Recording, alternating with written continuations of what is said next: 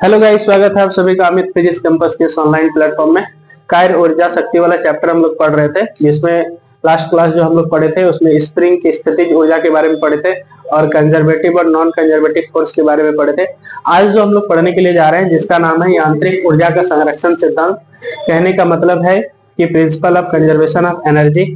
ऊर्जा जो है वो क्या है, संरक्षित है। ऊर्जा को ना हम बढ़ा सकते हैं ना घटा सकते हैं। उस चीज को आज हम लोग प्रूव करने के लिए जा रहे हैं कि किसी भी ऊर्जा को हम लोग कैसे संरक्षित मानते हैं और ना ऊर्जा बढ़ता है ना ऊर्जा घटता है, वो एक रूप से दूसरे रूप में बदल सकता है।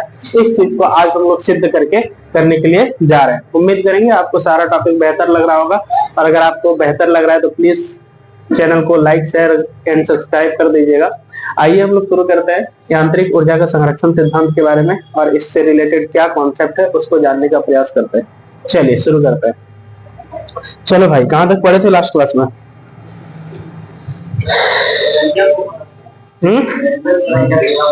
स्प्रिंग की स्थिति जुड़ जाएगा। चलो, तुम लोग का क्या काम है, थोड़ा हमको क्लियर कर लो तो। कलम नहीं है आपके पास तो फिर क्या जरूरत है कलम का? किसको पास कलम नहीं है? तुम्हारे पास कलम नहीं है जी? तुम्हारे पास कलम नहीं है? अच्छा अच्छा, तो पीछे जाइए ना बाबा, पीछे जाइए ना, आराम से मत करके दिक्कत से बैठे हैं। हाँ, आराम से बैठे।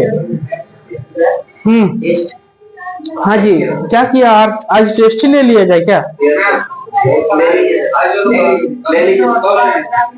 अरे हमको सही में हम ये सोच के आए थे कि टेस्ट लेना है, लेकिन हमें आने के बहुत भूल गए। चलो पढ़ा देते हैं। ऐसा आया नहीं है, सही बोला सब। हाँ हाँ, हमको लगा सही वो टेस्ट के चलते ही नहीं आया है। है ना, हमको लगा टेस्ट के चलते ही नहीं आया।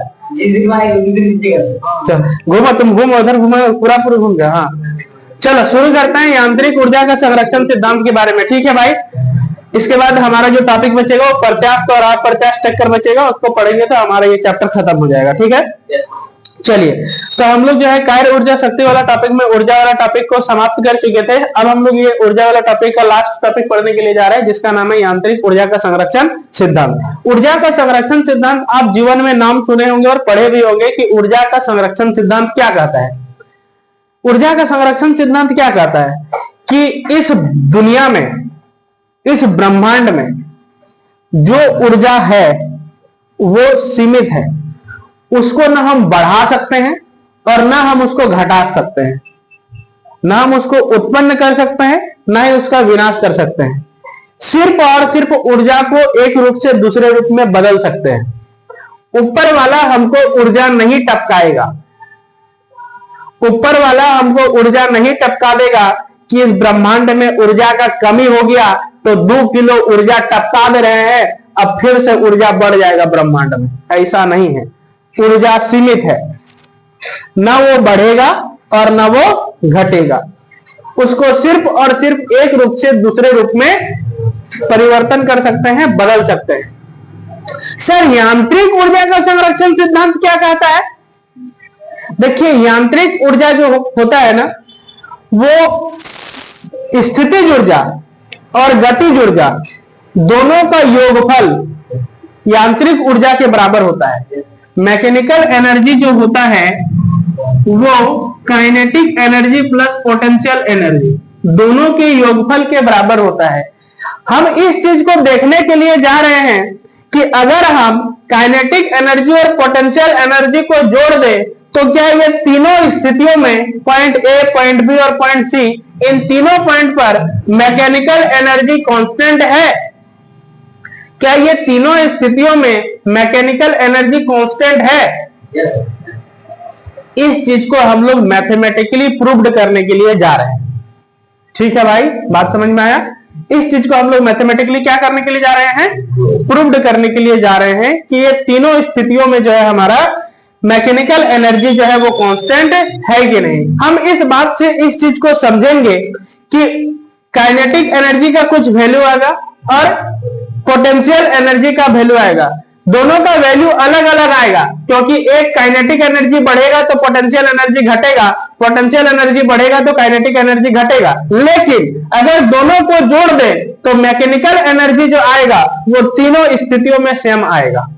इसका मतलब क्या है? इसका मतलब है कि एक चीज बढ़ेगा तो दूसरा चीज घटेगा, पोटेंशियल एनर्जी बढ़ेगा तो काइनेटिक एनर्जी घटेगा, या फिर काइनेटिक एनर्जी बढ़ेगा तो पोटेंशियल एनर्जी घटेगा। लेकिन इसका वैल्यू जो है वो ज्यादा और कम हो सकता है, लेकिन ये वैल्यू जो है दोनों ज्यादा दोनों कम नहीं हो सकता है। मतलब ऐसा नहीं है कि दोनों पोटेंशियल एनर्जी पूरा बढ़ जाएगा और काइनेटिक एनर्जी भी बढ़ जाएगा, या फिर काइनेटिक एनर्जी भी घट जाएगा और पोटेंशियल एनर्जी भी घट जाएगा, ऐसा नहीं हो सकता है। एक बढ़ेगा तो दूसरा घटेगा।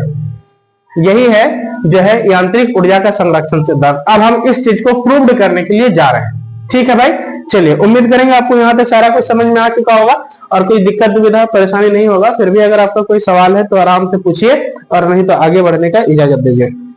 चलो रविंद्र भाई पूछो, कुछ पूछना है? मोदी जी कोई सवाल है? पांडे जी कोई सवाल? बोलिए। यादव जी कोई सवाल? रफीक भाई कोई सवाल? बोलो जी, तुम लोग का कोई सवाल? आप लोग का? हाँ सर पूछिए।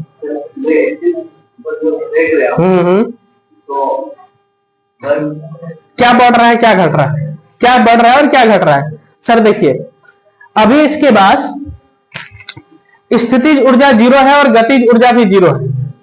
ठीक है ना? जैसे जैसे हम इसको बढ़ा रहे हैं, जैसे जैसे हम इसको बढ़ा रहे हैं, इसका स्थितिज ऊर्जा बढ़ रहा है।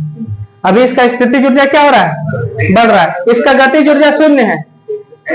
जब इसको लेके आ रहे होते हैं तब इसके पास गतिज ऊर्जा भी होगा और स्थितिज ऊर्जा भी होगा, मतलब इसके पास यांत्रिक ऊर्जा भी है। इसके पास कौन सा ऊर्जा है? यांत्रिक ऊर्जा है। हम इसको ऐसे करके ला रहे हैं तो अभी इसके पास यांत्रिक ऊर्जा है। जैसे चलती हुई जहाज के पास कौन सा ऊर्जा है? यांत्रिक ऊर्जा। यांत्रिक ऊर्जा, ठीक है ना? हवा में उड़ता क्या बोलते हैं, चलता हुआ पंखा कौन सा ऊर्जा है? यांत्रिक ऊर्जा। चलता हुआ पंखा कौन सा ऊर्जा है? यांत्रिक ऊर्जा। क्योंकि पंखा ऊंचाई पर है और वो गति भी कर रहा है, तो उसके पास दोनों ऊर्जा है, स्थितिज ऊर्जा भी और गतिज ऊर्जा है। जैसे पंखा घूम भी रहा है और वो ऊंचाई, पृथ्वी से ऊंचाई पर भी है, तो अगर पृथ्वी से ऊंचाई पर होगा तो उसके पास स्थितिज ऊर्जा होगा, और अगर घूम रहा है तो उसके पास गतिज ऊर्जा होगा, और अगर दोनों है तो यांत्रिक ऊर्जा होगा। तो अगर पंखा हमेशा ऊपर में लटकल रहता है तो पंखा ऊपर में है तो उसके पास स्थितिज ऊर्जा है। वो घूम भी रहा है मतलब उसके पास गतिज ऊर्जा है। तो घूम भी रहा है, लटका हुआ है, तो यांत्रिक ऊर्जा नहीं होगा, क्योंकि उसके पास पोटेंशियल एनर्जी और गतिज ऊर्जा दोनों है, तो यांत्रिक ऊर्जा होगा। जिस डिवाइस के पास वो ऊंचाई पर भी रहेगा और गति भी करेगा तो उसके पास दोनों ऊर्जा होगा, यांत्रिक काइनेटिक एनर्जी भी और पोटेंशियल एनर्जी भी। और जहां दोनों होगा उसको potential energy, sorry mechanical energy कहते हैं। क्या कहते हैं? यांत्रिक ऊर्जा कहते हैं। क्या कहते हैं? यांत्रिक ऊर्जा कहते हैं। तो अगर कोई भी चीज दोनों ऊपर में ऊंचाई पर भी है और घूम भी रहा है तो उसके पास कैसा एनर्जी होगा? यांत्रिक ऊर्जा होगा। ठीक है भाई, कैसा एनर्जी होगा? यांत्रिक ऊर्जा। बात समझ में आ गया? तो आप बताओ कि रुका हुआ पंखा के पास कौन सा ऊर्जा होगा? यांत्रिक ऊर्जा, गतिज ऊर्जा या फिर स्थितिज ऊर्जा? स्थितिज ऊर्जा। चलती हुई कार के पास कौन सा ऊर्जा होगा? गतिज ऊर्जा। उड़ता हुआ जहाज कौन सा ऊर्जा होगा? यांत्रिक ऊर्जा। उड़ती हुई पक्षी कौन सा ऊर्जा होगा? यांत्रिक ऊर्जा। ठीक है, ठीक है। क्या बोला? तो यांत्रिक ऊर्जा है, वो गति भी कर रही है और ऊंचाई पर भी है, तो ऊंचाई पर है इसलिए स्थितिज ऊर्जा। उड़ भी रही है तो गतिज ऊर्जा। तो गतिज ऊर्जा और स्थितिज ऊर्जा दोनों को मिला के क्या कहते हैं? यांत्रिक ऊर्जा। तो यांत्रिक ऊर्जा पहचानने सकेगा कि नहीं कि किसमें यांत्रिक ऊर्जा होगा? बात समझा कि नहीं? कार गति कर रहा है, गतिज ऊर्जा है, ऊंचाई पर नहीं है। हवाई जहाज उड़ रहा है, कौन ऊर्जा है? यांत्रिक ऊर्जा है। वो बैठा है अभी, उसके पास कौन ऊर्जा है? स्थिति थोड़ा ऊंचाई पर है, थोड़ा सा उठल है कि नहीं जी? और नहीं ऊंचाई पर है तो उसके पास अभी कोई ऊर्जा नहीं है। रुकल है, बैठल है, कांस्टेंट है, उसके पास कोई ऊर्जा नहीं, फिर दौड़ने लगेगा तो उसके पास हो जाएगा गतिज ऊर्जा, समझा कि नहीं? तब इसका अभी उसका पास कोई ऊर्जा नहीं, उड़ जाएगा तो उसके पास दोनों हो जाएगा, यांत्रिक ऊर्जा और भी सॉरी स्थितिज ऊर्जा और गतिज ऊर्जा, मतलब यांत्रिक ऊर्जा। तो हाँ देखिए बाबा, ये फेंक दिया आपको, कैसा ऊर्जा है इसके पास? जब ये गति कर रहा होता है तो कौन ऊर्जा होता है? गति कर रहा होता है तो गतिज ऊर्जा, और ऊंचाई पर है तो स्थितिज ऊर्जा। कोई भी चीज गति कर रहा है ऊंचाई पर कोई भी चीज अगर गति कर रहा है तो उसके पास यांत्रिक ऊर्जा होगा।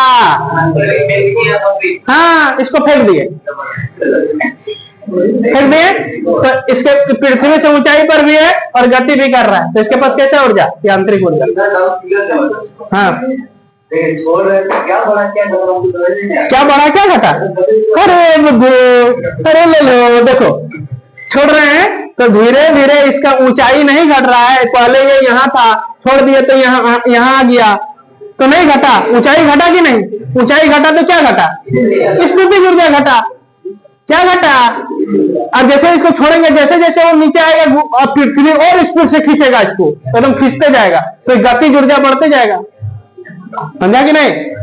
जैसे जैसे ऊंचाई घटेगा गतिज ऊर्जा बढ़ेगा, समझा ब्रो? क्या बढ़ा क्या घटा? ये ब्रो, अरे गधे, अरे बच्चों, इसको छोड़ देंगे तो यहाँ से स्थितिज ऊर्जा क्या हो रहा है? स्थितिज ऊर्जा घट रहा है, स्थितिज ऊर्जा घट रहा है तो क्या बढ़ रहा है? गतिज ऊर्जा बढ़ रहा है। इससे आसान चीज कुछ नहीं है यार, कॉन्सेप्ट क्लियर रखना पड़ेगा, यू हैव टू अंडरस्टैंड, ठीक है? आगे बढ़े, अब प्रूव करके दिखाते हैं इसको कि सिर्फ और सिर्फ वो बदल सकता है। ये चीज समझ में आया कि नहीं हुआ? समझ में आ गया ना? जैसे क्वेश्चन देगा, उड़ती हुई, सुनो जी, तुमको बड़ी बात आता है जी, बड़ी बात आता है, उड़ती हुई जहाज के पास कैसी ऊर्जा होती है? यांत्रिक ऊर्जा। ऑप्शन देंगे, यांत्रिक ऊर्जा, गतिज ऊर्जा, स्थितिज ऊर्जा, क्या बोलते हैं उसको, घर्षण ऊर्जा, फिर क्या बोलते हैं, प्रकाश ऊर्जा, सौर ऊर्जा, बहुत तरह का दे देगा। एक साथ रहेगा तो यांत्रिक ऊर्जा हो गया। हाँ सर, क्या बोला भाई? हाँ हाँ, मछली पृथ्वी से ऊंचाई पर है, पृथ्वी से ऊंचाई पर है, और वो क्या बोलते हैं, वो गति भी कर रही है, तो उसके पास यांत्रिक ऊर्जा होगा। बोट, हाँ, यांत्रिक ऊर्जा होगी।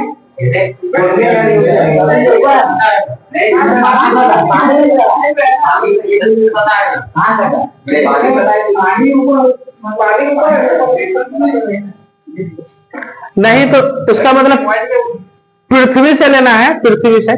चलिए अब आते हैं ना, अब आते हैं, शुरू करते हैं, प्रूफ करते हैं। अब शुरू करो जी। बिंदु ए के लिए, बिंदु ए के लिए,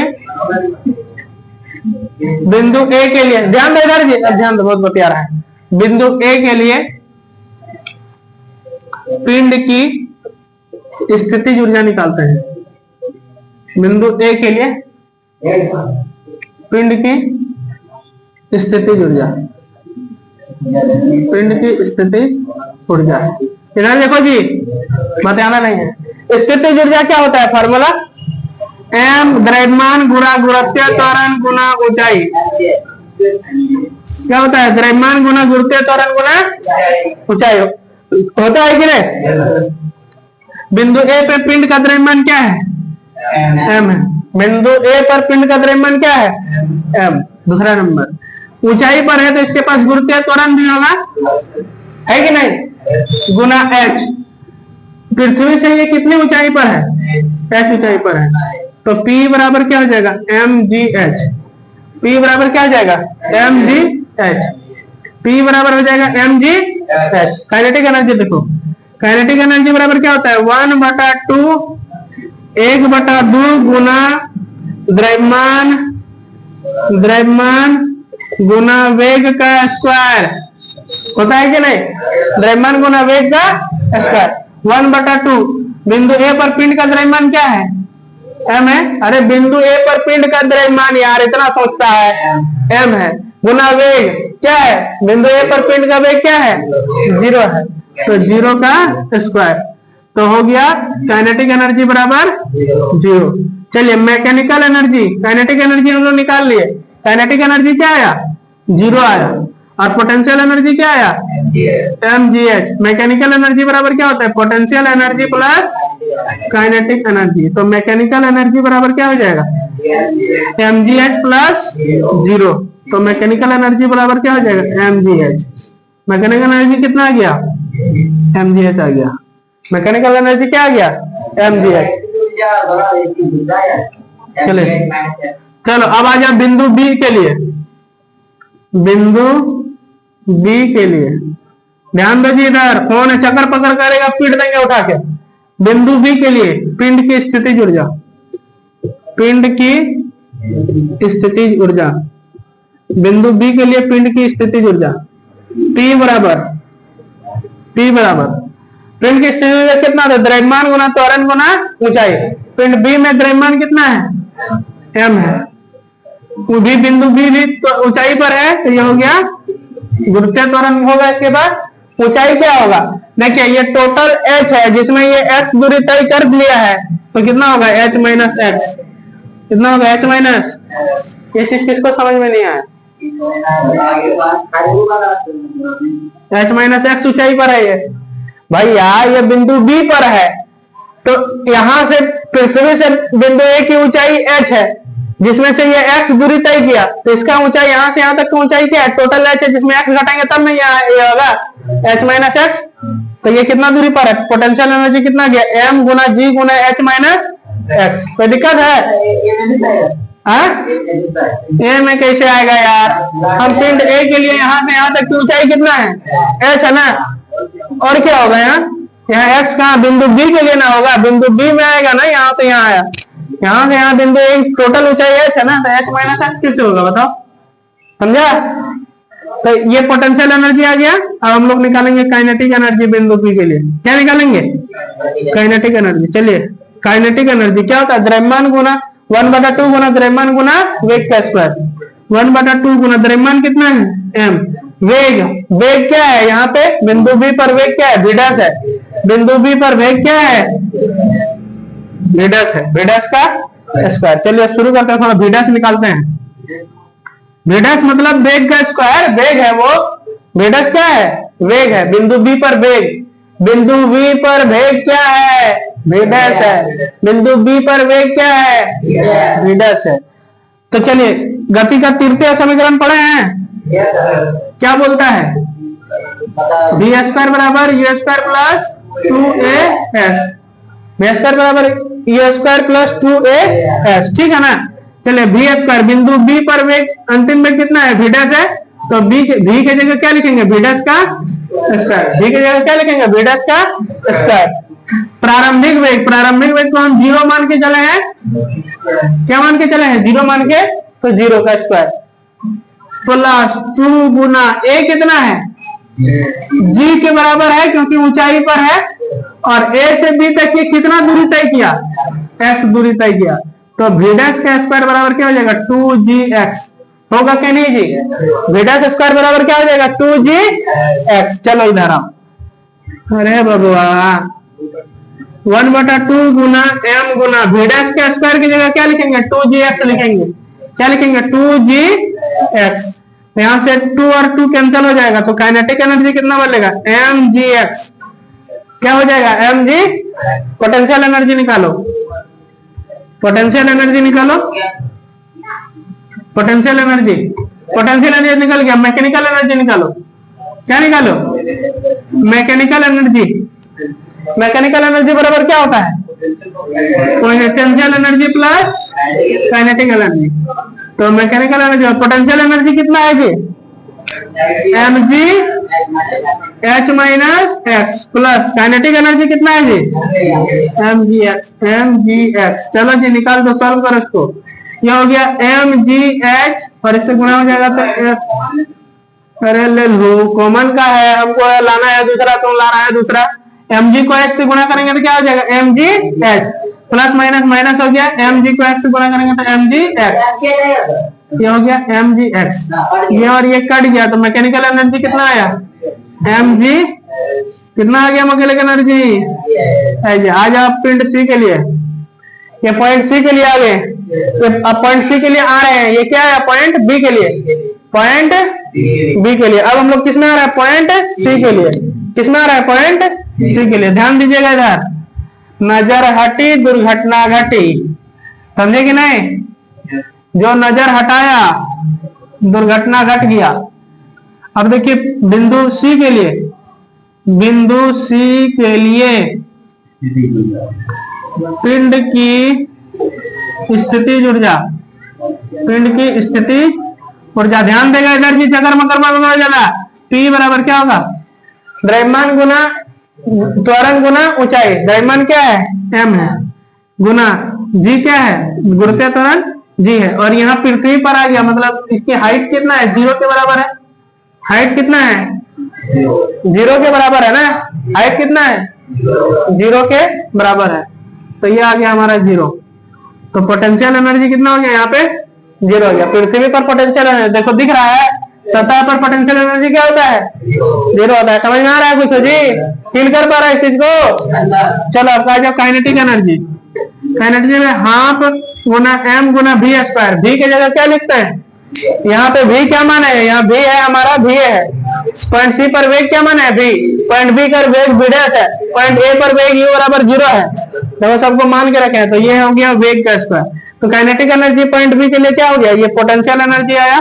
अब काइनेटिक एनर्जी निकालो, यहाँ पे भी गति का तीसरा समीकरण लागू करो, v स्क्वायर बराबर क्या होता है, v स्क्वायर बराबर होता है u स्क्वायर प्लस 2as, ये v स्क्वायर प्रारंभिक वेग क्या माने 0 माने है, प्लस 2 गुना a मतलब क्या है g, s देखो विस्थापन, यहाँ से ये कितना विस्थापन तय किया, बिंदु a से c तक में कितना विस्थापन तय किया, h विस्थापन तय किया कि नहीं, अरे बिंदु a से c तक h विस्थापन तय किया ना, तो यहाँ पे लिख देंगे h, तो v स्क्वायर बराबर क्या हो जाएगा 2gh, v स्क्वायर बराबर क्या लिख देंगे 2gh, तो काइनेटिक एनर्जी क्या हो जाएगा 1/2 गुना m गुना v स्क्वायर की जगह क्या लिख देंगे 2gh, v स्क्वायर की जगह क्या लिख देंगे 2gh, 2 और 2 कैंसिल हो गया, तो काइनेटिक एनर्जी क्या बना mgh।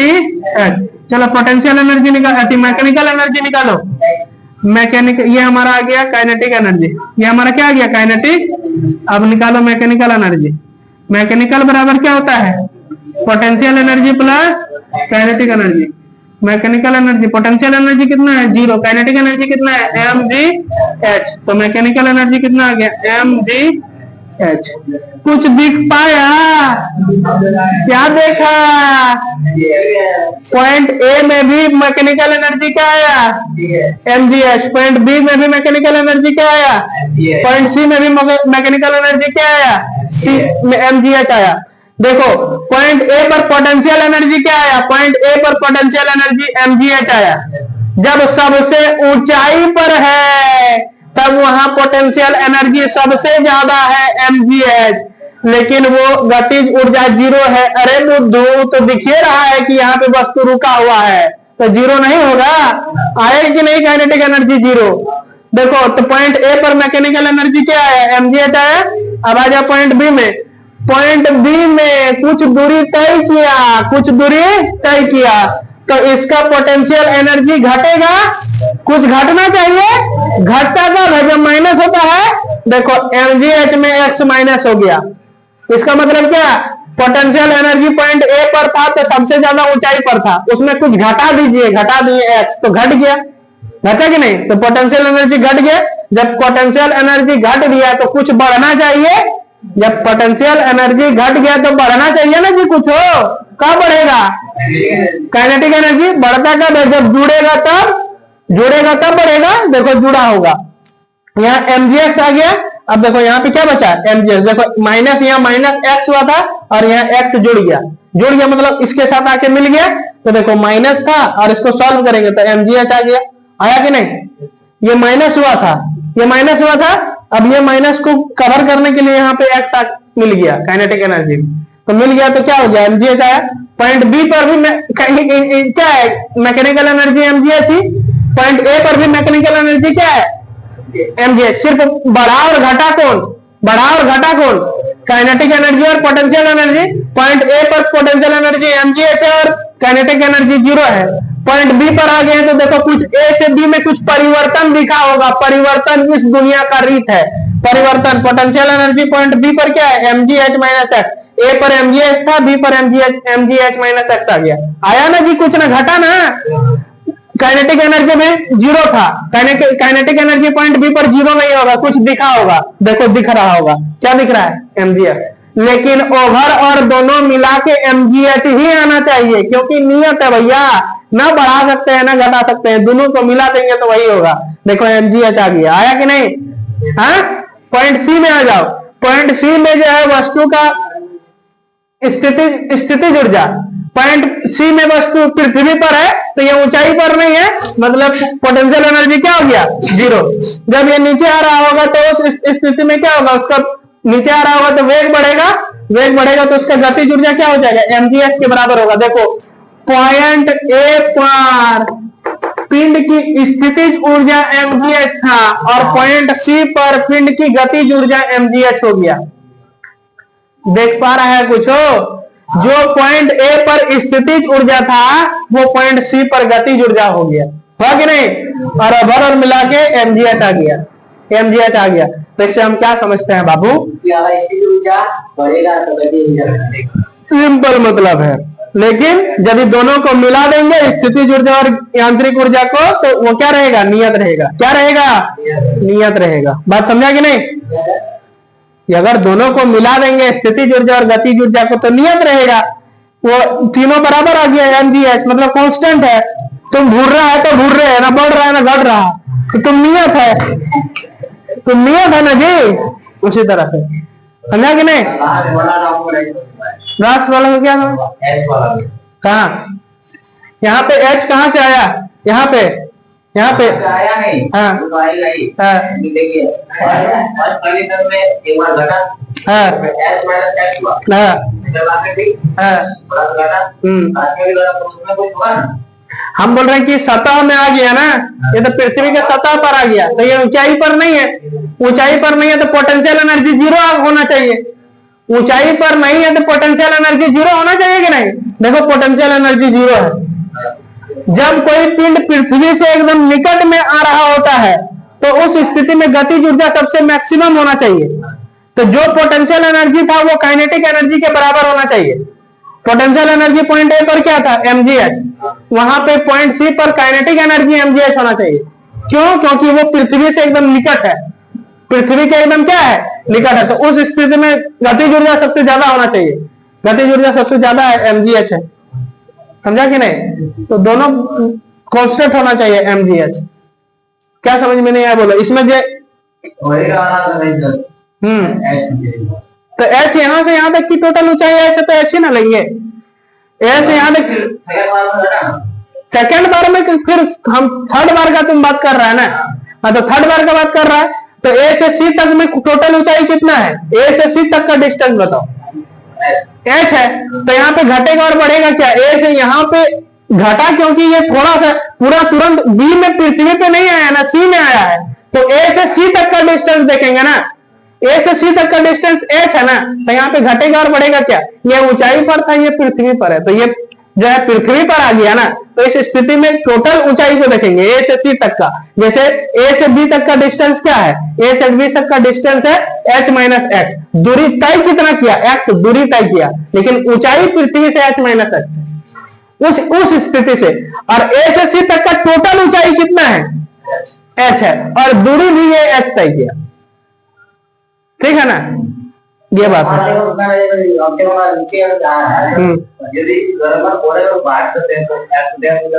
क्या, हाँ बी से सिर्फ सी के बाद डी, ये बोल रहा है क्या। तो हाँ, तो यहाँ पे करण x है, अब यहाँ पे x दूरी तय किया, फिर x डैश दूरी तय करता है। अलग अलग स्थिति में निकाल सकते हैं।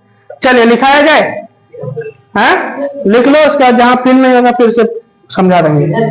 यांत्रिक ऊर्जा अभी कहाँ, पहले लिखो यांत्रिक ऊर्जा का संरक्षण सिद्धांत क्या है, यांत्रिक ऊर्जा क्या है, इसका फिगर बनाओ। भी ऐसे ही डायरेक्ट डाल लेगा। चलो यांत्रिक ऊर्जा का संरक्षण सिद्धांत है ठीक क्या? देखिए ऊर्जा के संरक्षण सिद्धांत के अनुसार, ऊर्जा के संरक्षण सिद्धांत के अनुसार, ऊर्जा के संरक्षण सिद्धांत के अनुसार ऊर्जा को न तो उत्पन्न किया जा सकता है,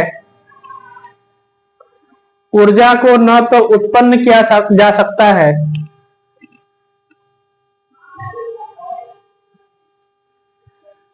और न ही विनाश किया जा सकता है, और न ही विनाश किया जा सकता है, और न ही विनाश किया जा सकता है,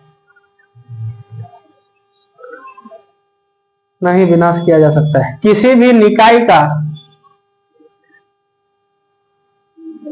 किसी भी निकाय का कुल ऊर्जा, किसी भी निकाय का कुल ऊर्जा नियत रहता है, किसी भी निकाय का कुल ऊर्जा नियत रहता है।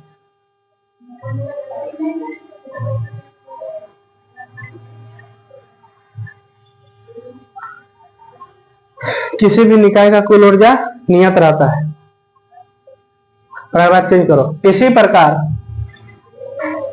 पैराग्राफ चेंज करके लिखो, देखो इसी प्रकार घर्षण बल की अनुपस्थिति में, इसी प्रकार घर्षण बल की अनुपस्थिति में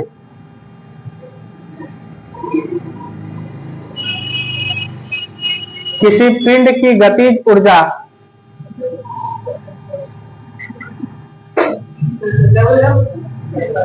घर्षण बल की अनुपस्थिति में किसी पिंड की गतिज ऊर्जा, घर्षण बल की अनुपस्थिति में किसी पिंड की गतिज ऊर्जा एवं स्थितिज ऊर्जा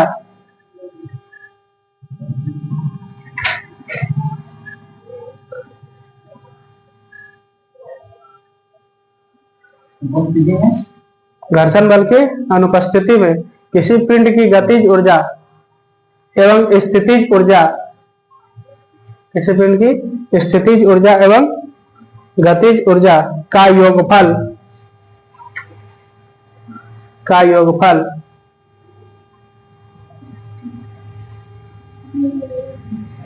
क्या योगफल यांत्रिक ऊर्जा के बराबर होता है, का योगफल यांत्रिक ऊर्जा के बराबर होता है।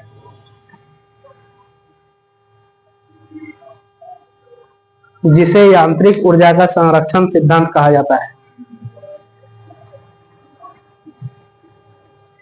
जिसे यांत्रिक ऊर्जा का संरक्षण सिद्धांत कहा जाता है।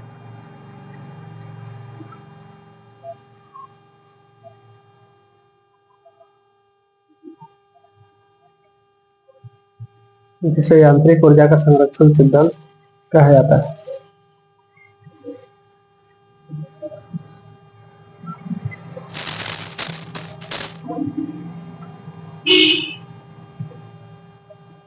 ठीक है, फिगर बन गया है। फिगर जिसका नहीं बना है फिगर बनाओ, पहले फिगर बनाओ।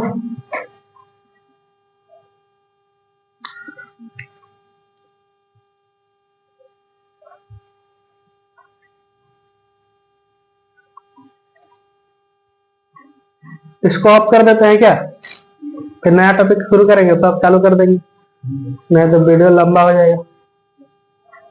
क्या बेटर रहेगा ये, नहीं?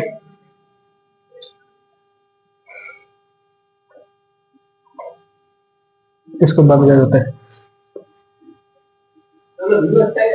क्या किसका नहीं हो गया, चल गया 700 व्यूज चल गया। तो इसको बंद कर देते हैं। चलिए मिलते हैं फिर अगले नेक्स्ट वीडियो में, तब तक के लिए जय हिंद, वंदे मातरम।